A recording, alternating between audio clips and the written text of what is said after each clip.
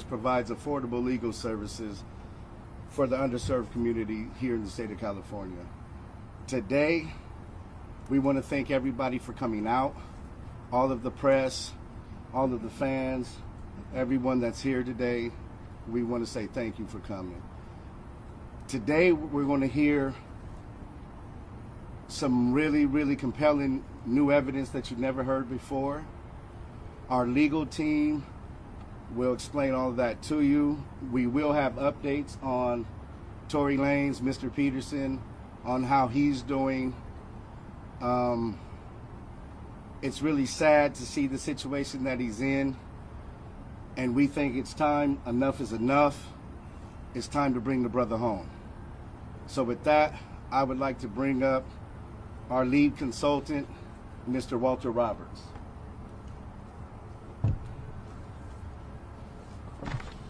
Good morning. We are here today to bring to your attention some information Unite the People believes is exculpatory in Mr. Daystar Peterson's case, professionally known as Tory Lanez. Recently, we've been made aware that a member of the media, Mr. Gianno Caldwell, was working on an op-ed for the New York Post regarding Mr. Peterson's innocence.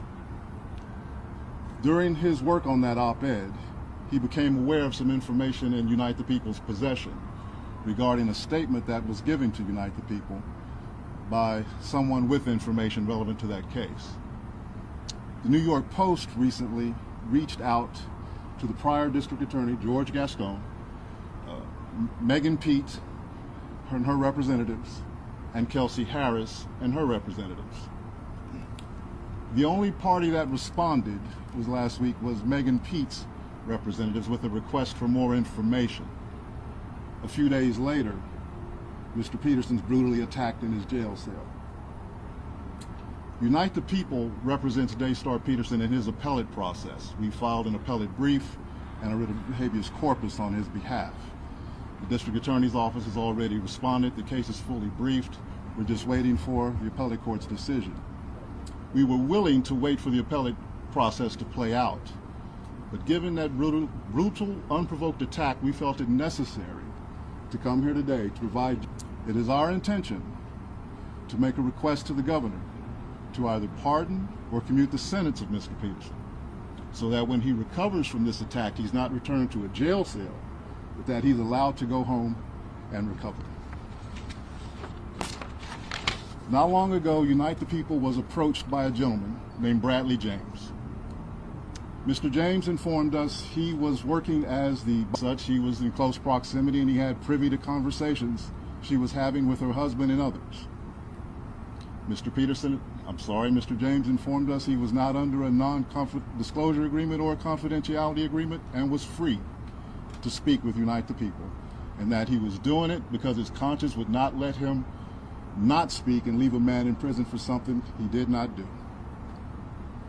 Mr. James informed Unite the People that he was witness to the conversation Ms. Harris had, where she stated she had the gun, she fired it 3 times, Mr. Peterson grabbed her arm and knocked it down, and the gun fired 2 more times.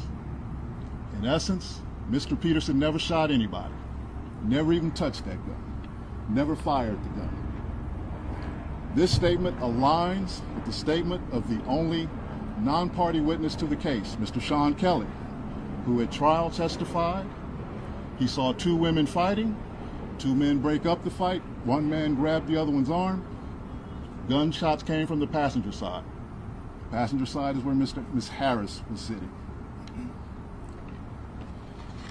This further iterates that Mr. Peterson did not shoot Miss Pete, did not shoot at Miss Pete, or did not assault Miss Pete. It's just another irregularity in a list of irregularities in this case.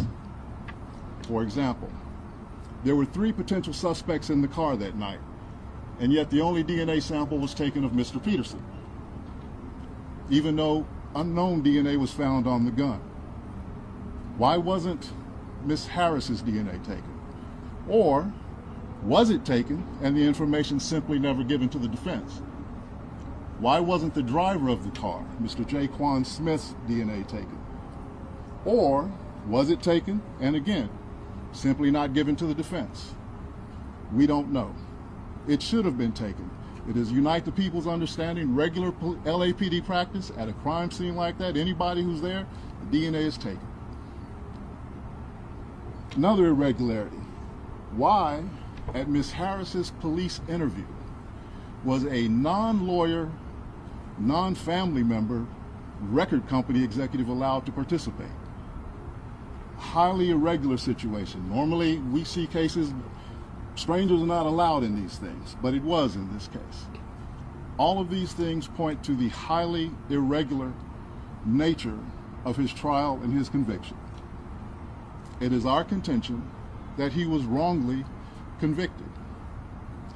And while we at first were willing to let the process play out, it is our contention now that if he is not pardoned or released promptly, he may never come out. And that would be the ultimate injustice, is that he gets killed in prison for something he did not do. At this time,